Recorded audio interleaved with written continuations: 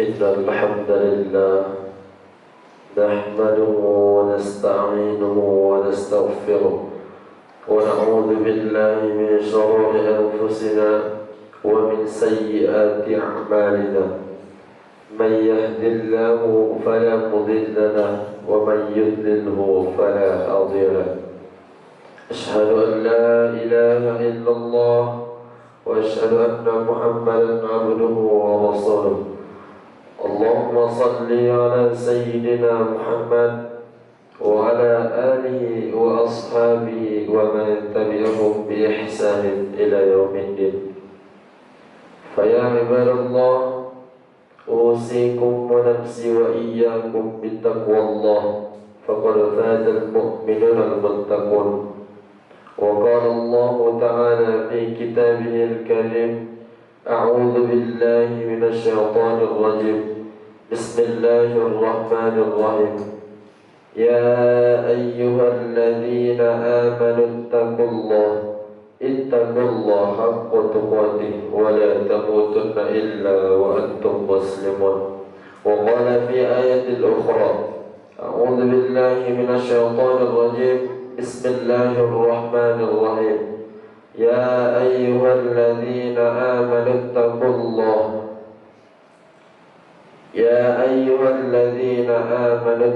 الله وقولوا قولا سديدا يصلح لكم أعمالكم ويغفر لكم ذنوبكم ومن يطع الله فقد فاز فوزا عظيما. Hadirin jamaah sidang Jumat yang dirahmati oleh Allah, yang pertama-tama marilah kita panjatkan puja dan puji syukur kita kehadirat Allah Subhanahu wa taala yang mana telah memberikan kepada kita nikmat iman, nikmat Islam, dan nikmat kesehatan dan kesempatan hingga kita dapat berkumpul di masjid yang kita cintai ini. Dan tak lupa juga marilah kita merangkaikan salawat dan salam kepada junjungan, kepada baginda besar Nabi Muhammad sallallahu alaihi wasallam, yang mana telah membawa kita dari zaman jahiliyah, zaman Islamiyah yang sampai saat ini yang kita rasakan. Pada kesempatan kali ini saya akan menyampaikan khutbah saya yang berjudul menghindari buruk sangka kepada Tuhan dan sesama manusia. Pada khutbah kali ini, khatib akan mengajak diri khatib sendiri dan terkhusus kepada jemaah-jemaah sekalian untuk meningkatkan keimanan dan ketakwaan kita kepada Allah Subhanahu wa taala. Karena derajat kemuliaan seorang hamba di sisi Allah adalah dinilai dari ketakwaannya kepada Allah Subhanahu wa taala. Karena Allah berfirman dalam Al-Quran surah Al-Hujurat ayat 13, Inna akramakum indallahi atqakum. Sesungguhnya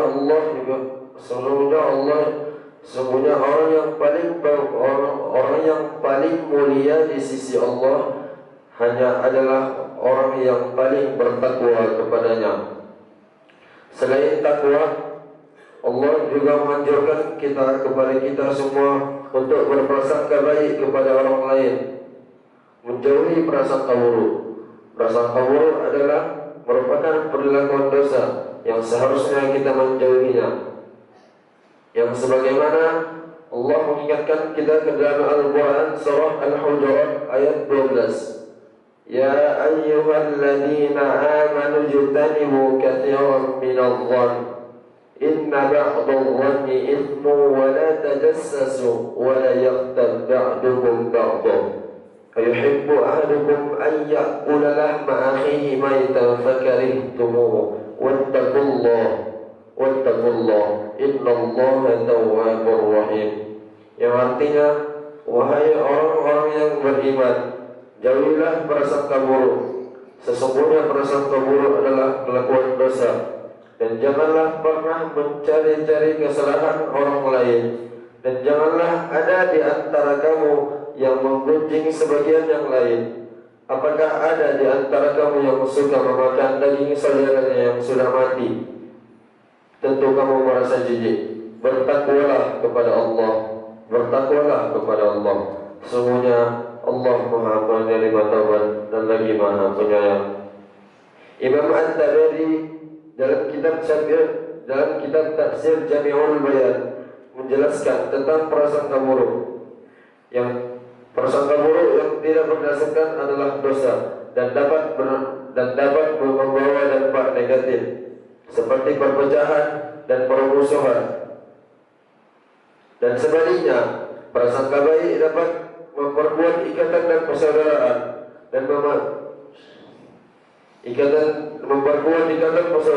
dan menciptakan lingkungan yang harmonis dan penuh kasih sayang. Dalam ayat ini juga terdapat perintah wala tajassasu, yang artinya janganlah pernah mencari kesalahan orang lain. Yang dimaksud dengan perintah ini adalah Allah melarang keras perbuatan saling mengintip dan mencari aib orang lain. Dilarang mencari informasi tersembunyi tentang orang lain, baik dengan cara mematai, menyelidiki, ataupun mendengarkan pembicaraan secara diam-diam.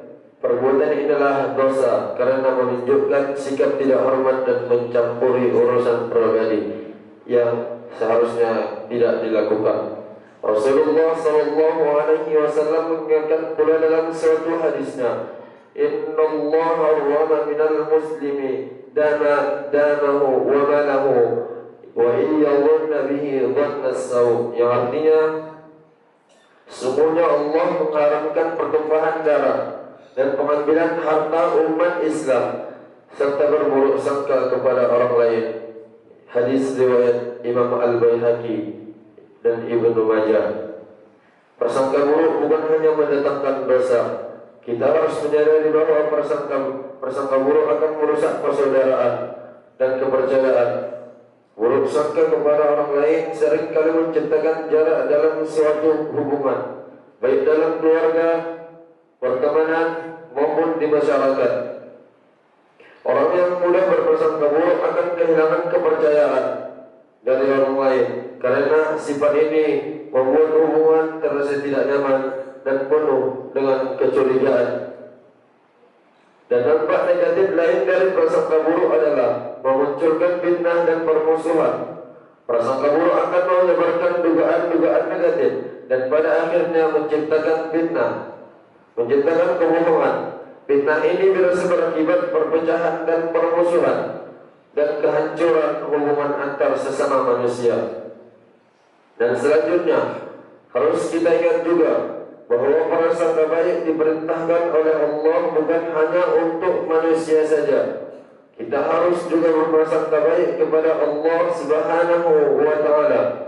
Dengan berprasangka baik kepadanya berarti kita meyakini bahwa segala sesuatu yang terjadi adalah bagian rencana yang terbaik dari Allah Subhanahu wa Ta'ala.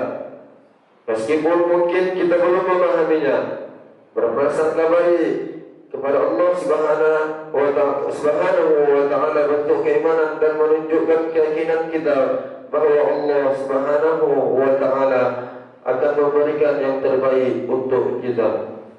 Jemaah sedang Jumat yang dirahmati oleh Allah Subhanahu wa Ta'ala. Mari kita terus menjaga hati kita agar senantiasa bersih dari prasangka buruk. Berbaik sangka tidak hanya menjaga keharmonisan hubungan antar hubungan sosial kita, dan tetapi juga mendekatkan kita kepada Allah Subhanahu wa Ta'ala dan membuka pintu keberkahan kita. Semoga Allah selalu memberikan kita kekuatan untuk menjauhi sujud atau berburuk sangka dan membimbing kita untuk selalu husnuzan atau berbaik sangka kepada Allah dan juga sesama manusia. Aqulu qawli hadza wastaghfirullah li wa lakum fastaghfiru innahu huwal ghafurur